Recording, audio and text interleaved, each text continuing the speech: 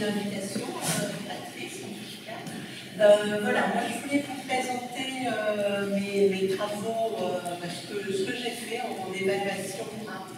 Ah ben ça, il est arrivé. Ah oui, oui. Alors, je vais faire tout ça. Tu préfères que je mette celui-là? Voilà, CTRL N, c'est celui-là en fait. Comment tu fais? CTRL N. Ok.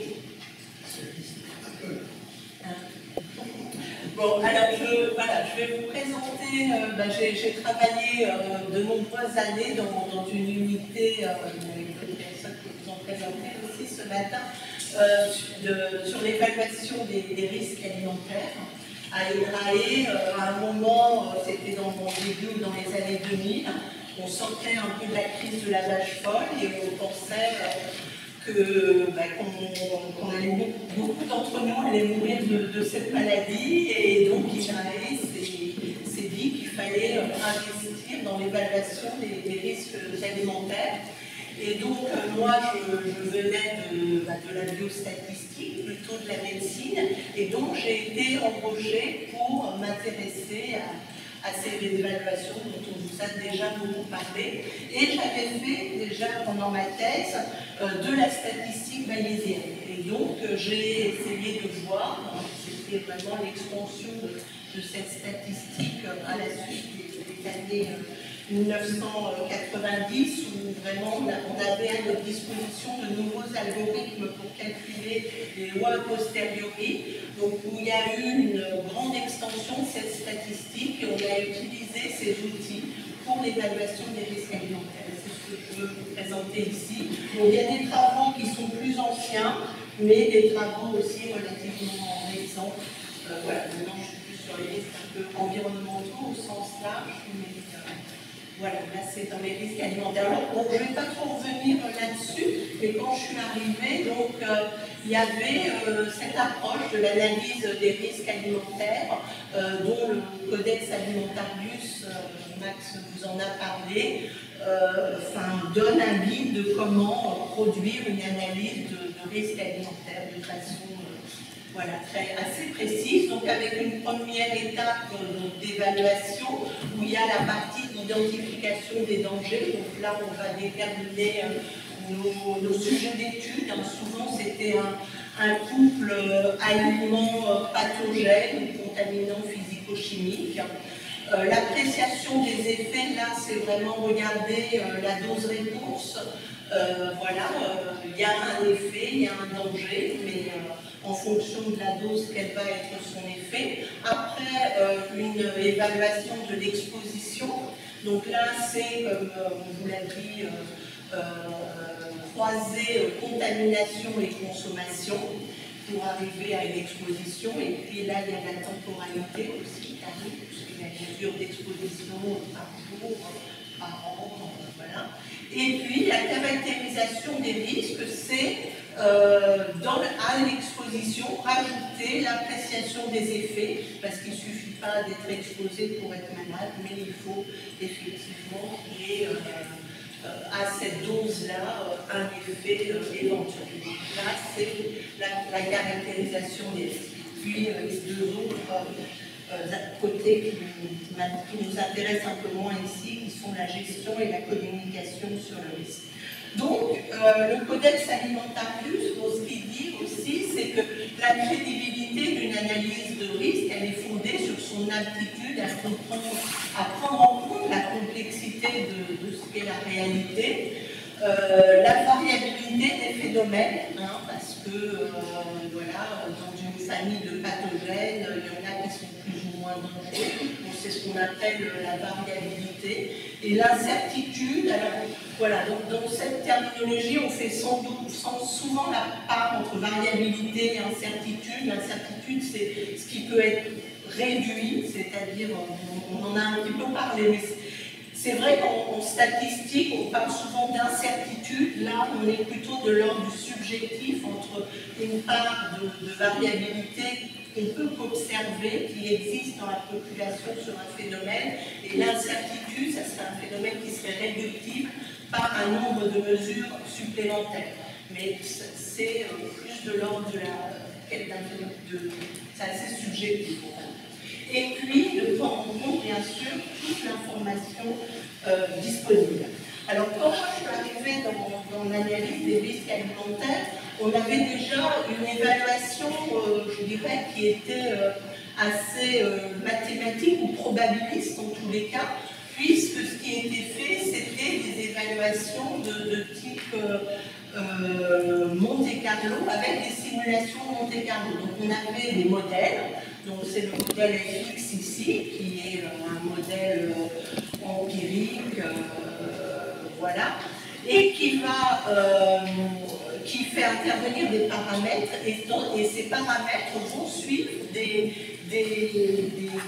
lois de probabilité qui vont représenter l'incertitude associée à ces paramètres.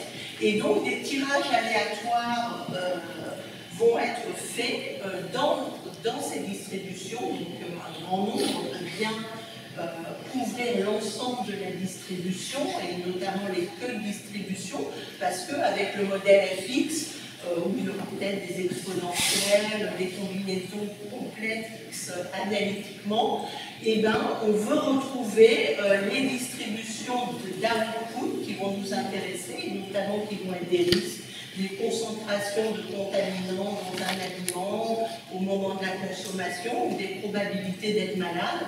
On voudra aussi pouvoir estimer les queues de ces distributions-là. Donc ça, c'était déjà fait par simulation de Monte Carlo.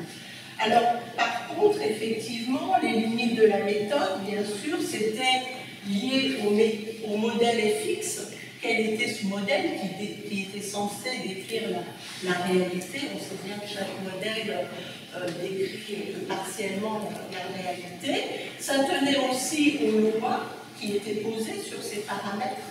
Quelle loi, comment on pose ces lois, et puis aussi la non-possibilité de prendre de l'information en aval. C'est-à-dire que vous voyez, le modèle il est vraiment d'input jusqu'à des outputs, et que quand on a une information sur un nombre de malades, par exemple, en travaillant avec Santé publique France, on avait des cas, et ça va être par exemple, de campylobactériose en France, par an déclaré, et ça, dans le modèle de Monte Carlo, on ne peut pas en tenir compte pour estimer, par exemple, une exposition. Ça ne va que du haut, de l'amont vers l'aval. Et ça, on s'est dit que là, on pouvait, en tant que statisticien, justement, faire ce lien avec des données qui seraient en amont, donc qui ne seraient pas seulement D1, D2, qui permettraient d'ajuster les lois, par exemple, marginalement sur V1, V2, mais aussi D3, qui était une information par rapport à la pathologie, pouvait apporter de l'information dans l'ensemble du modèle. Et ça, justement, c'est la façon qu'on a eu de se dire ça, c'est de voir le modèle comme un réseau, et plus seulement comme une chaîne, mais vraiment un réseau. Du coup, la notion de réseau bayésien et de statistique bayésienne, parce que les deux approches permettent de faire de l'inférence, finalement, d'inverser le modèle. Et donc, alors, par rapport à la construction aussi du modèle le plus adéquat, on s'est dit que le réseau bayésien allait aussi nous permettre de pouvoir, parce qu'un réseau bayésien, qu'est-ce que c'est ce que je vais vous dire par la suite, c'est un graphe d'indépendance conditionnelle entre des variables aléatoires, allait nous permettre de dialoguer avec les experts du domaine, comme Max Fettberg vous l'a dit ce matin. Il y a plein d'interlocuteurs dans l'évaluation du risque, et on a besoin de pouvoir dialoguer avec eux, avec ces personnes, sur les quantités qu'on va modéliser. Et donc, on avait là à notre disposition un très bon outil de dialogue. Tout ce qu'on après a été appelé graphe conceptuel pour la modélisation. Avec le réseau bayésien, on va pouvoir pouvoir produire ce dialogue.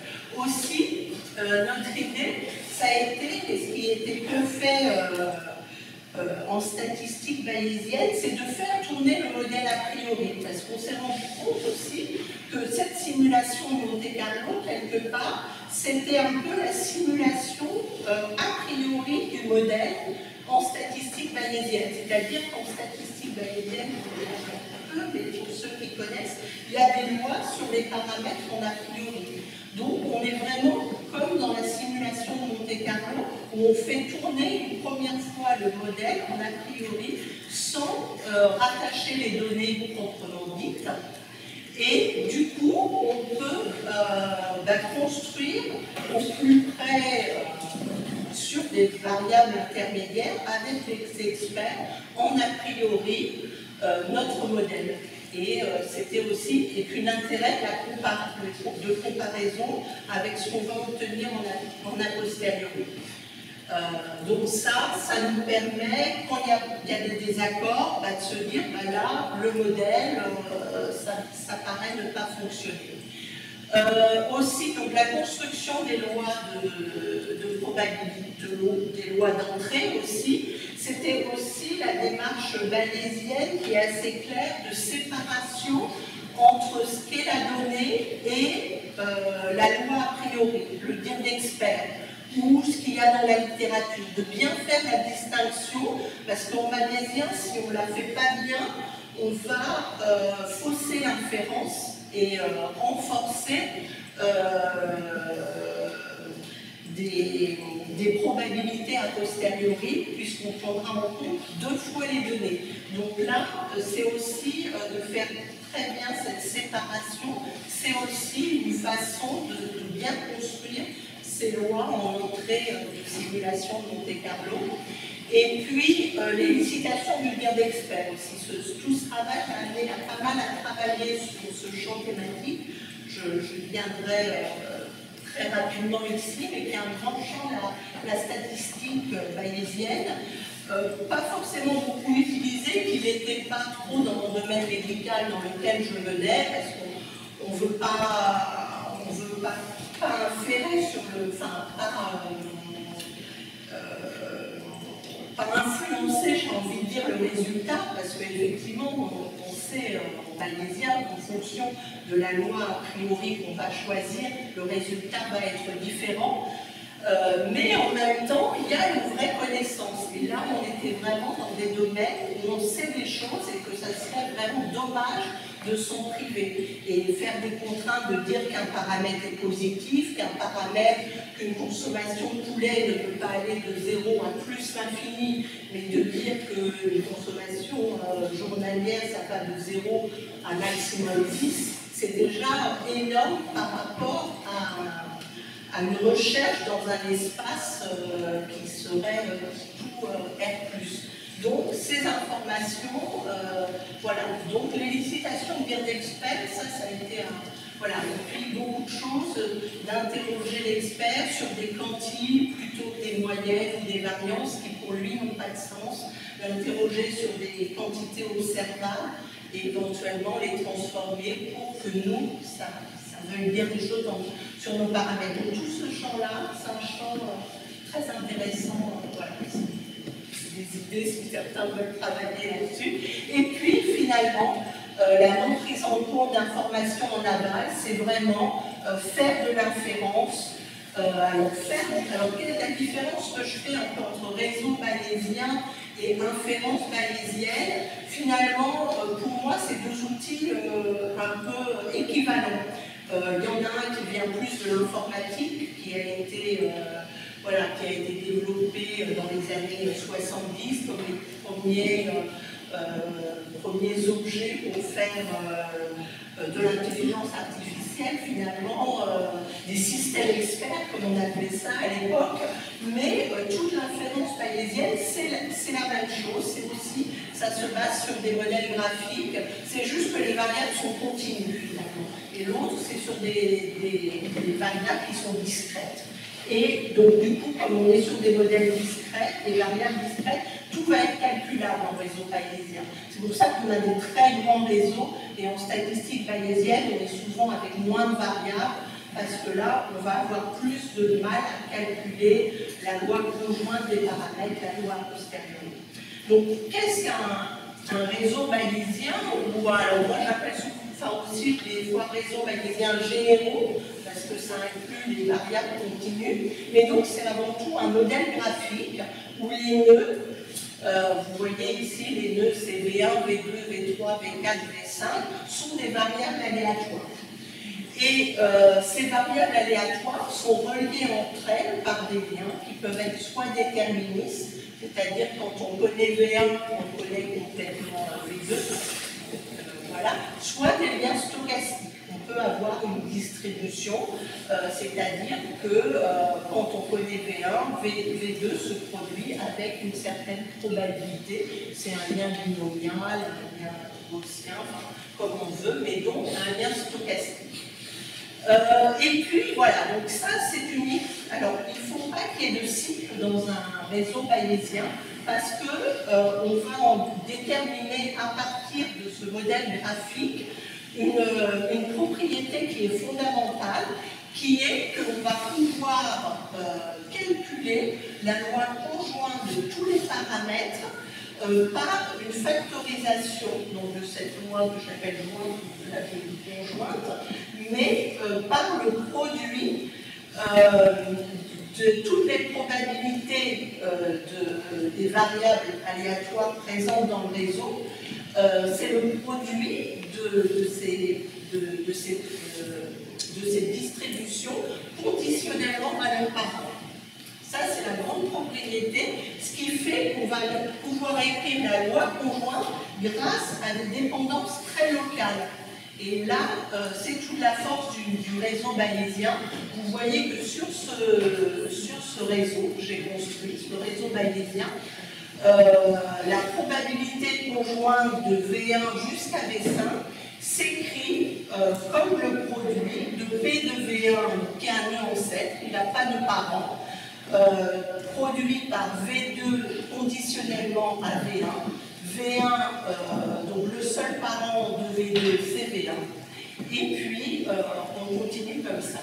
Et ça, c'est la grande force du réseau bayésien, cette écriture simplifiée de la loi conjointe. Alors, ça a été introduit et très utilisé par Pearl en 1985.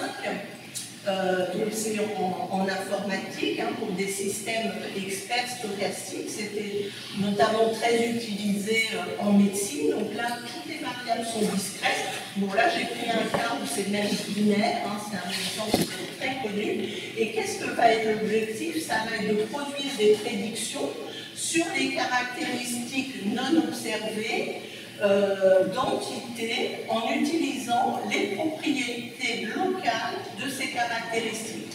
Par exemple, je vais vouloir savoir si le patient qui vient me voir, est-ce qu'il peut être, puisqu'il a des risques d'avoir la tuberculose, étant donné qu'il a été en Asie et qu'il a une dyspnée, par exemple, c'est un essoufflement.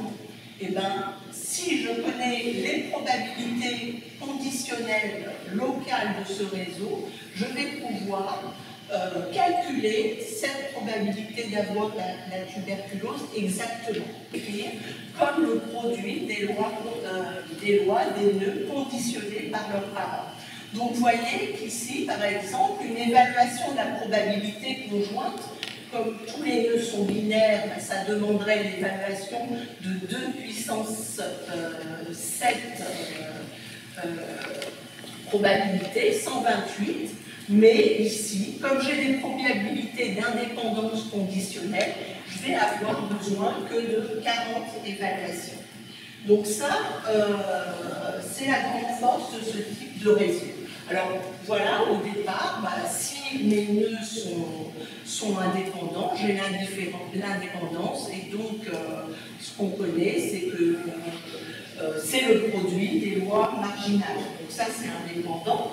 Par contre, quand je vais construire mon réseau, je vais construire les lois conditionnel avec le conditionnement de la loi de A, B, sachant C, et donc, par exemple, ce lien entre A, B, C, je construis les arcs qui vont relier A, B et C. Alors, la causalité, parce que des fois on parle de réseaux causaux, et moi je n'aime pas ce terme, parce qu'ici ce n'est pas une question de causalité. La causalité c'est une subjectivité. Alors ça ne veut pas dire que je ne dois pas utiliser une causalité présupposée, c'est un peu ce que je vais faire avec les experts qui vont me dire les liens, mais je ne dirais pas que c'est causal. Pour moi, c'est que des liens de corrélation entre des paramètres. Parce que une même loi conjointe, si le lien entre A et B est dans un sens ou dans l'autre, et ben la probabilité de AB, elle s'écrira de la même façon, de la loi conjointe, que la flèche aille de A vers B ou de B vers A. Donc, dans cette écriture, il n'y a pas de causalité. Donc, ici, on est vraiment dans la propagation de l'incertitude, c'est-à-dire que je fais l'hypothèse que je connais les tables des distributions locales entre mes variables aléatoires. Et donc là, il y a tout dans les réseaux bayésiens classiques, j'ai envie de dire, discrets, il y a comment calculer les lois conjointes le plus rapidement possible et les lois marginales d'intérêt. Quelle est la probabilité d'avoir la tuberculose, sachant que j'ai une dyspnée, j'ai été en Asie par exemple, donc il y a des façons de faire. Donc là, on est dans la propagation. Au-delà, c'est faire de la statistique. Donc, faire de la statistique, c'est-à-dire qu'on va vouloir évaluer ces probabilités, ces tables, à partir d'observations. Donc, soit l'observation, elle vient, j'ai un échantillon d'individus qui ont été en Asie, représentatif de ma population, et je vais essayer d'estimer la probabilité d'avoir été en Asie. Tout à l'heure, je disais que c'était 1%, mais c'est 1%, d'où je le sors. Donc là, je serais dans une estimation. Donc c'est un peu une autre démarche. Et puis, est-ce que la probabilité d'avoir une dyspnée, c'est pareil, j'ai un échantillon, D1, D2, DN, comment je vais déterminer la probabilité d'avoir une dyspnée, voilà, à partir d'un échantillon.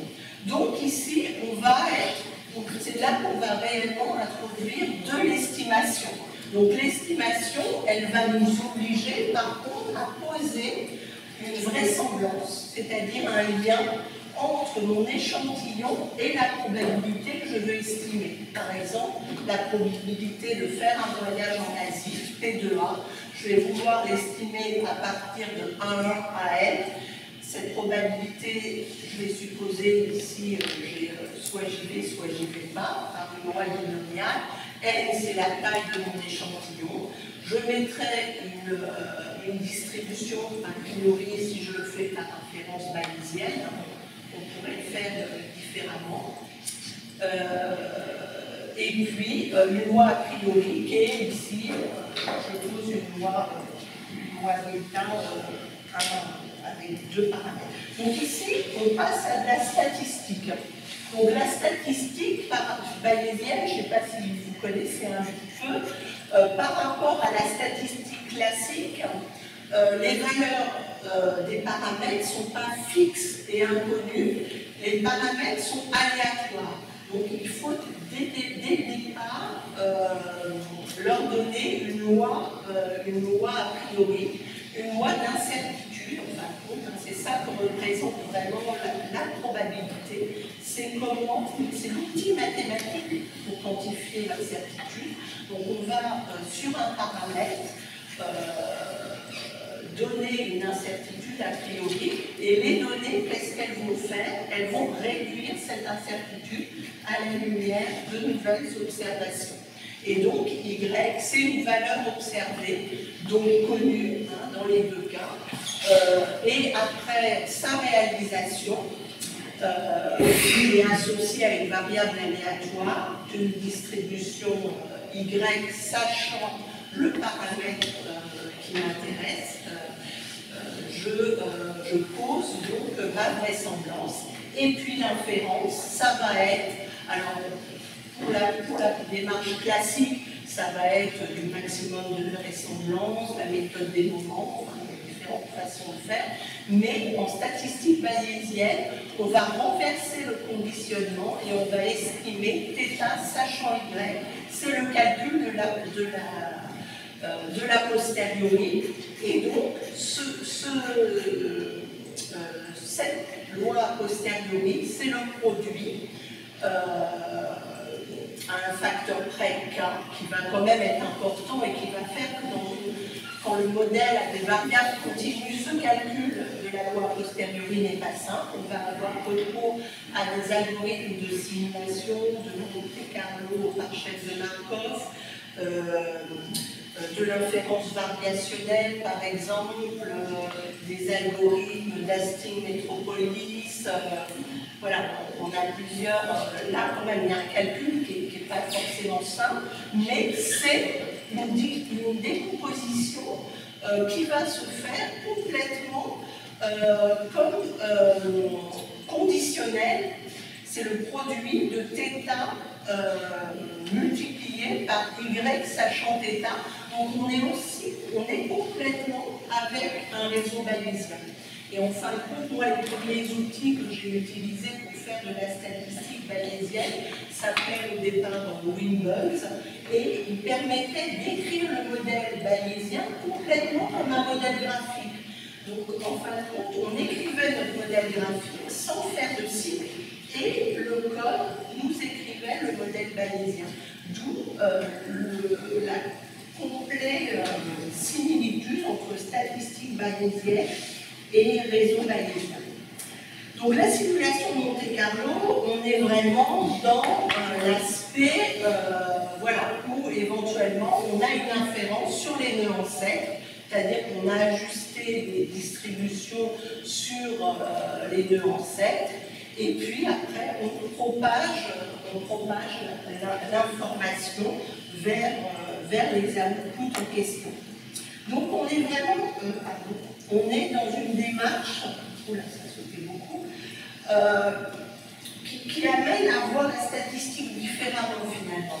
On est dans une construction d'un modèle central où on définit la connaissance par un graphe acyclique dirigé, et puis c'est seulement après que partout où on a des données, on va rattacher par des vraisemblances ces données à notre modèle et de nouveau inférer les paramètres, c'est-à-dire produire une réduction de l'incertitude sur ces paramètres qu'on infère.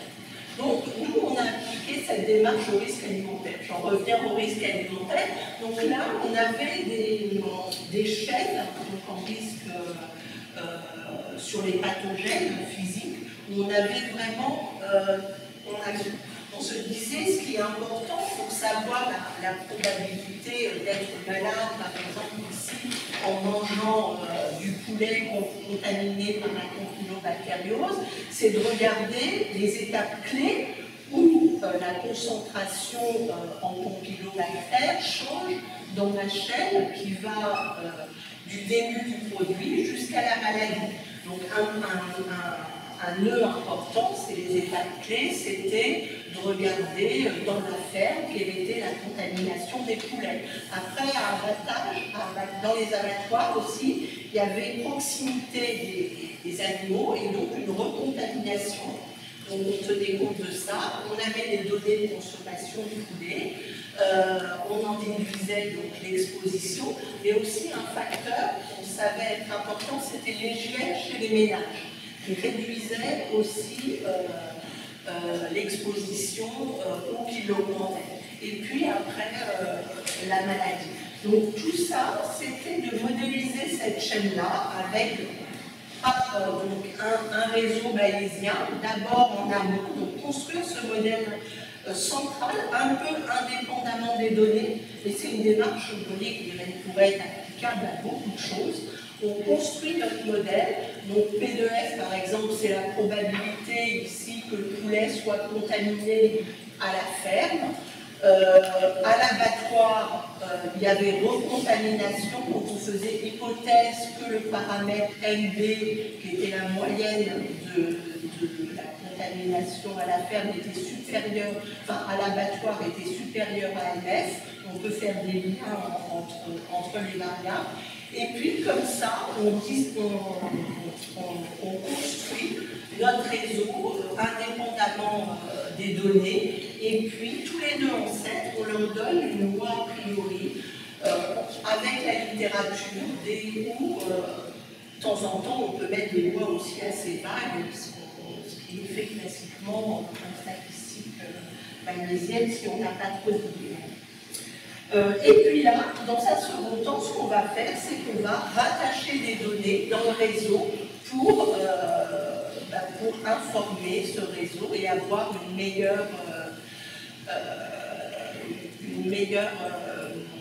une inférence sur les paramètres qui vont nous intéresser. Donc ici, on avait des données DGML sur les fermes qui nous donnaient la contamination des poulets dans la ferme, des contaminations à l'abattoir, à la consommation, on avait des données de consommation Kantar ici, par ménage.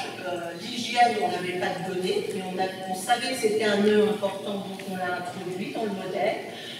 Et puis après, on avait les probabilités d'être infecté, P de IB, par rapport à des modèles dose-réponse qui reposaient sur des études qui avaient été faites chez des prisonniers. Et puis, on avait la probabilité d'être malade, et ça, je le déduisais partiellement d'une étude qui avait été faite en Angleterre, mais effectivement avec un paramètre un petit peu différent, S, là, pour ramener notre estimation à la France, parce que, effectivement, on cherchait une estimation en France de la probabilité d'être contaminé par campylobactère. Il y avait un paramètre aussi qui était important ici, qui est PNIQ, parce que qui était aussi la campylobactériose. On peut l'avoir par le poulet, mais on peut l'avoir par bien d'autres facteurs de risque, votre animal, la piscine, tout ça. Donc aussi, c'était la part attribuable. Donc là, on va chercher la littérature de l'épidémiologie qui définit une part attribuable au poulet dans la maladie humaine. Donc tout ça, ben voilà, on modélise la chaîne. Donc ici, c'est un ça, après, c'est là comment on a rattaché les données qu'on avait de contamination par une loi normale qui a les deux paramètres qui sont les paramètres de mon modèle probabiliste par de manière logique. J'essaie d'aller un peu vite parce que je pense que j'ai été un peu lentement. Donc là, on a des jeux de données. Vous voyez, tout ce qui est en carré, ce sont les jeux de données. Et puis, pardon, je vais faire un peu dans les slides. Voilà, donc là, on va inférer ensuite le modèle. Donc c'est là où on a besoin d'algorithmes assez puissants quand même pour faire l'inférence de ces modèles. Ici, c'est des algorithmes de simulation par chaîne de Markov pour pouvoir déterminer la loi conjointe des paramètres, parce qu'on n'est pas dans un modèle complètement où les variables aléatoires sont discrètes.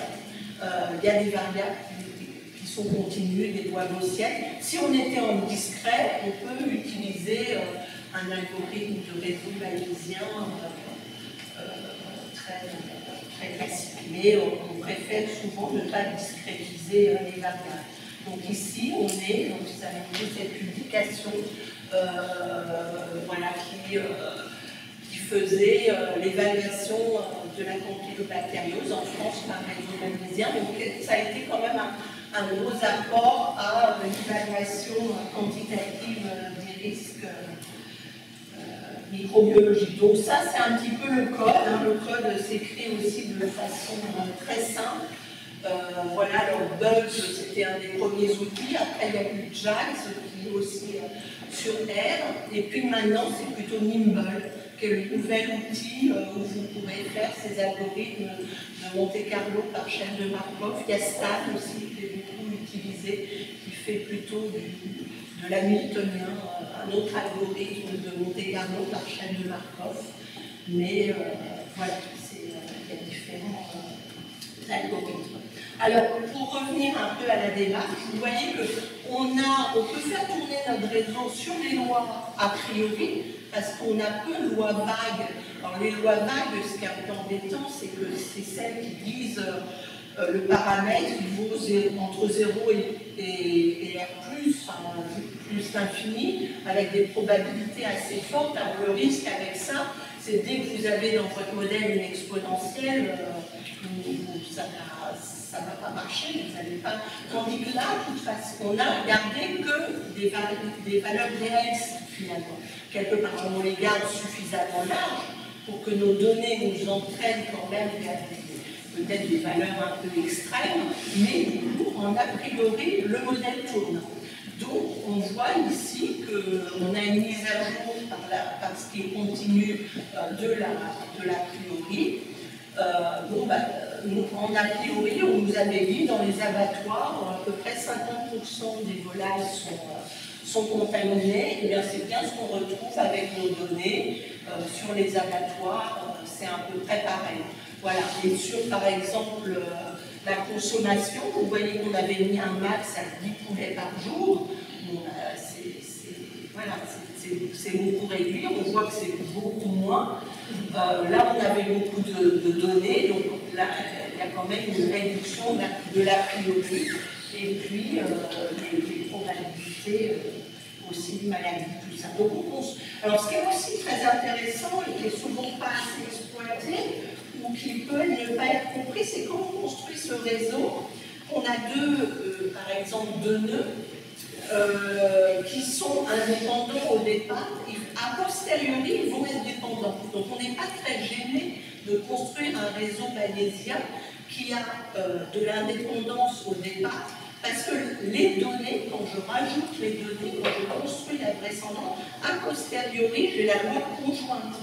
Donc, j'ai aussi la corrélation entre les paramètres. Et cette corrélation, elle peut être très intéressante à regarder. Donc là, déjà, j'ai la corrélation a priori entre certains paramètres, mais a posteriori, je peux aussi observer la corrélation entre les paramètres. Et ça, voilà, c'est aussi la force, c'est qu'en a posteriori, les lois entre des paramètres sont dépendantes, même si a priori elles étaient indépendantes. Donc cette démarche, on l'a refaite voilà, dans beaucoup de situations. Ici, c'était une autre situation. Moi, j'ai beaucoup travaillé quand même avec des industriels parce que dans le risque alimentaire, quand on s'intéresse aux pathogènes, on interagit pas mal avec les industriels qui veulent aussi modifier leurs procédés pour que le risque n'arrive pas. Et donc là, c'était des purées de courgettes. Et donc on commençait avec des concentrations de purées de courgettes avant cuisson.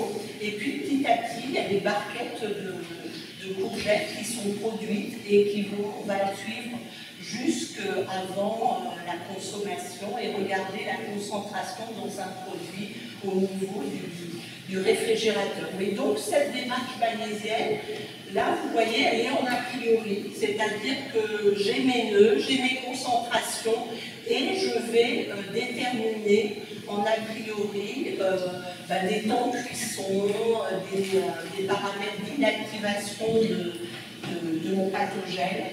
Et puis, alors les modèles, ils peuvent être compliqués, des liens qui sont faits entre vous voyez, les liens de ce réseau. ils peuvent être difficiles. Par exemple, quand j'ai une inactivation thermique, c'est des modèles qui sont très non linéaires. Là, on a beaucoup de personnes qui ont travaillé sur ces modèles, et là, elles ne se privent pas de faire des modèles très non linéaires. Mais voilà, nous, comme on a des algorithmes très puissants, on peut vraiment s'appuyer sur ces modèles qui sont...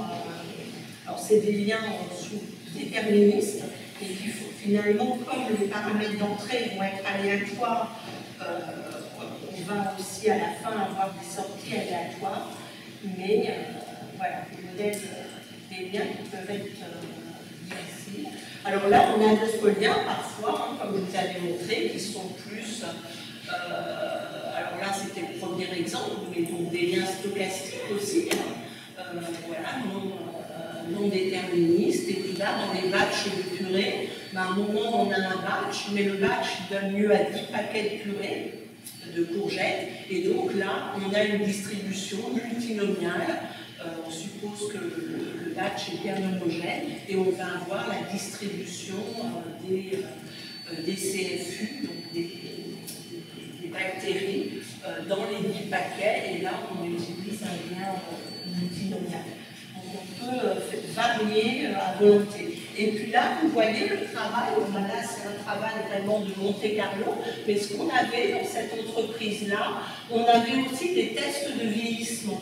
C'est-à-dire qu'ils prennent des paquets après pasteurisation, ils les mettent dans des conditions particulières, donc c'est tout ce qui est tout en haut là que j'ai rajouté, et puis ils les font vieillir. Et à ce moment-là, on regardait les quantités de bactéries qu'il y avait après ce vieillissement et quel type de bactéries il y avait. Parce que nous, il y a 6 types de bactéries qui sont plus ou moins dangereuses. Et là, on s'est dit, ces tests de vieillissement, il faut que je les rapproche à ma modélisation de la chaîne, et que, donc par la vraisemblance qui est ici, qui tient compte d'un seuil, et bien avec une limite de détection, je vais inférer mon modèle en partagant ces données. Donc là, je produis une inférence et je réestime les paramètres. Et donc, par exemple, ici, au départ, en a priori, j'avais 13% des paquets qui étaient contaminés par des bactéries de type 2. Et vous voyez qu'en utilisant les tests de vieillissement, ce taux passe à 59%. Donc, il y a vraiment une information qui était disponible, qui était un peu loin de moi, mais que j'ai rattachée à mon modèle. Donc ça, c'est une démarche qui peut être très, très générale, mais qui est vraiment 2 minutes. J'ai été beaucoup. Voilà. Donc là, c'est pour vous refaire, voilà, vous dire, on regarde a priori, a posteriori. Là, on voyait par exemple que sur le modèle de cuisson, où c'est rouge ici, la posteriori, l'a priori était très vague, voilà, assez plat, mais l'a priori est très piqué et ne satisfait pas beaucoup les gens du domaine. Donc, quand on est retourné voir les industriels, on s'est dit, on a peut-être mal fait ce modèle de cuisson. Il est trop simple, c'est un temps équivalent. C'est peut-être donc là, c'est aussi une façon de questionner, de retourner voir les gens. Bon, après, tout se propage, donc c'est pas toujours facile de savoir où est la difficulté. Là, on a refait la démarche dans un autre produit où on a fait une étude risque-bénéfice.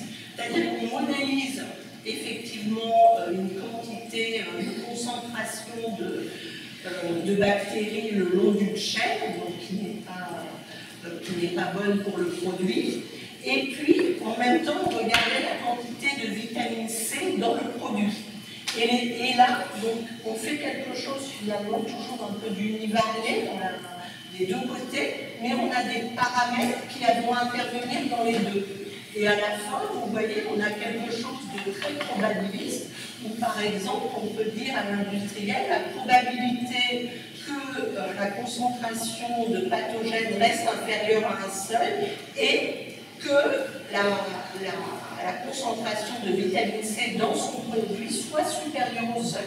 Et en fonction de certains paramètres, du blanchiment du produit, du pH, du temps d'attente. Donc là, c'est aussi dans cette démarche tout à fait intéressant de faire des analyses de risque-bénéfice. Voilà.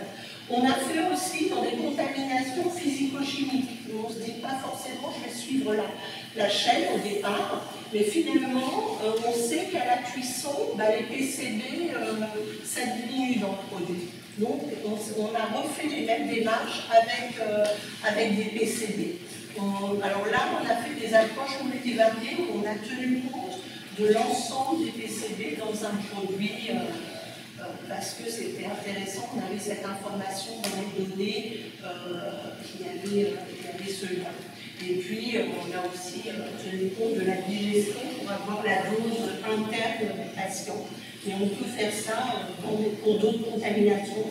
En fin de compte, on peut faire ça dans plein. Et un des derniers exemples où j'ai fait ça, c'est sur un risque d'avoir la Legionella avec l'utilisation d'eau usée traitée. Donc maintenant, ce qu'on essaie de faire, c'est d'utiliser de l'eau qui a été traitée en station d'épuration.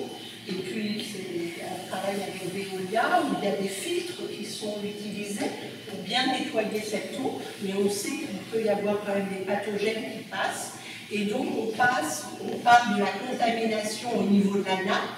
Après, dans la station d'épuration, il y a deux systèmes de nettoyage. Il y a le système A et B. Et puis après, il y a pulvérisation du produit sur le champ. Il y a des modèles de volatilisation des pathogènes dans l'air qui peuvent être très complexes. Là, c'est un modèle gaussien voilà. Et puis l'exposition. Et c'est pareil, donc ici, c'est le modèle a priori. Et là, on a utilisé des données climatiques sur la parcelle, des données de plus de 5 ans de climat sur la parcelle qui ont un effet sur la volatilisation du produit, plus des données voilà, et petit à petit, on fait, voilà, et dès qu'on a une information, une mise à jour, on a une nouvelle distribution a posteriori. Donc c'est une démarche voilà, qui peut être appliquée dans plein de domaines. Donc moi, ce que j'ai envie de faire pour la suite, c'est un peu parce que par exemple, sur les Legionella, ce qui était intéressant, c'était aussi qu'on voulait savoir la contamination de la nappe, de regarder plusieurs risques. Et là, les gens qui regardent comment les contaminants vont dans les sols utilisent des modèles très très compliqués de théorie des fluides, des modèles avec des équations différentielles, donc qui pour moi serait difficile à estimer en bayésien. Et du coup, ça serait d'utiliser des approches de bayésien approché, je ne sais pas si vous connaissez, ABC, et de les rajouter avec ces modèles-là pour aussi prendre en compte ces données voilà, donc c'est un peu les perspectives que je vois à ce travail. Oui, c'était ça, c'est le travail des licitations de dire d'experts. Je pense que je n'ai pas le temps de vous en parler. Là, c'est des références. Voilà, je crois que j'ai à peu près tout dit. Les avantages, je pense que je vous en ai parlé pour la plupart de la démarche. Je m'arrête. Voilà.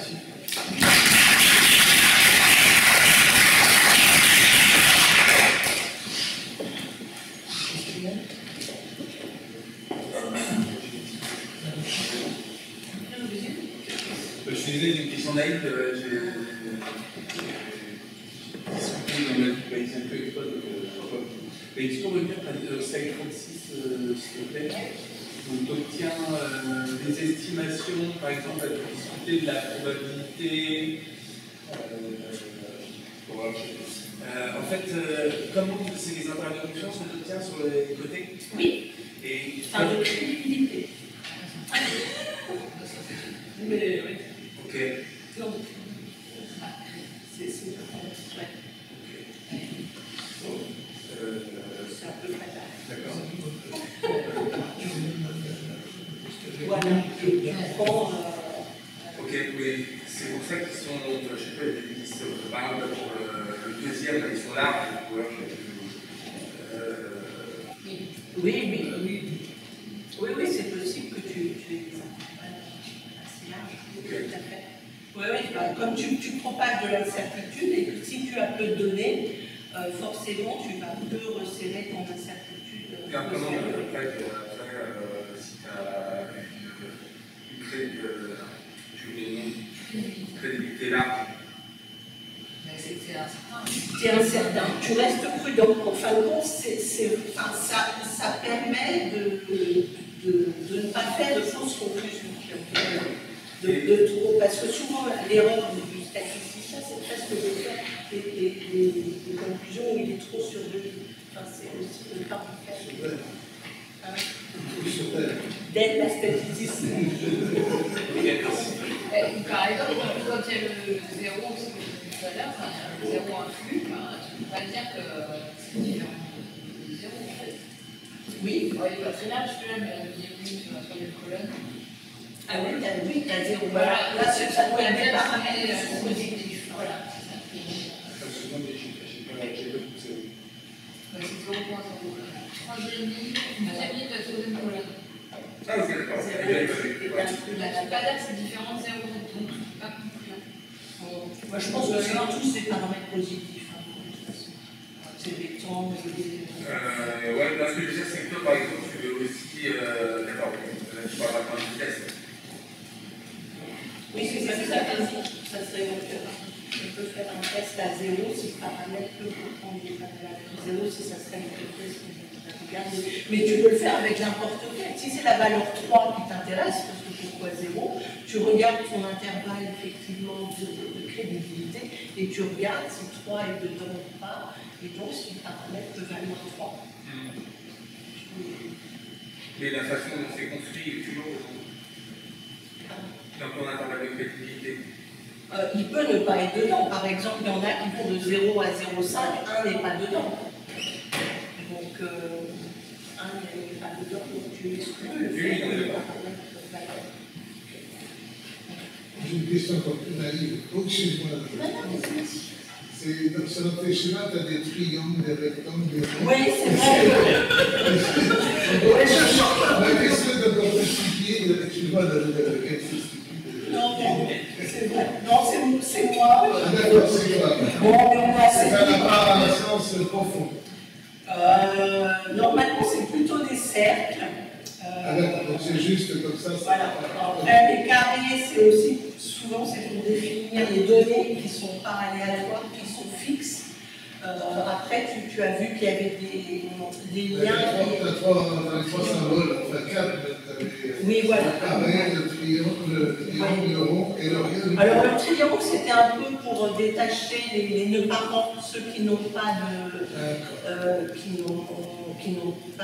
d'enfants, enfin, s'ils ont des enfants, mais qui n'ont pas de parents, parce qu'ils ont un rôle un peu particulier, il faut déterminer leur loi marginale.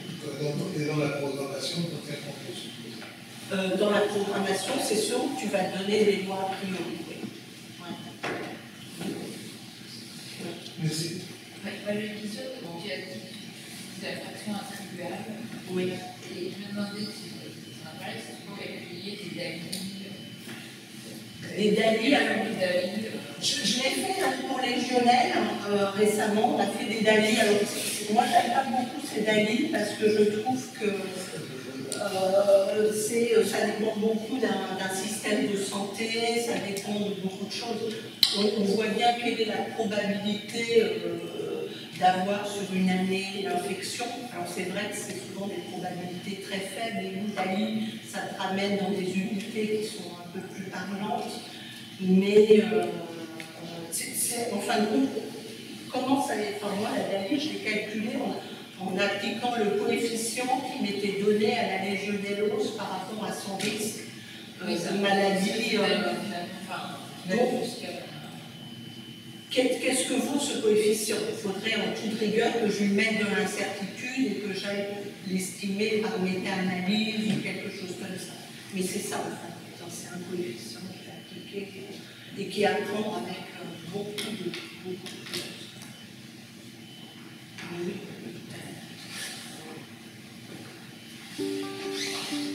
Question? Bon, on va faire une pause. Merci.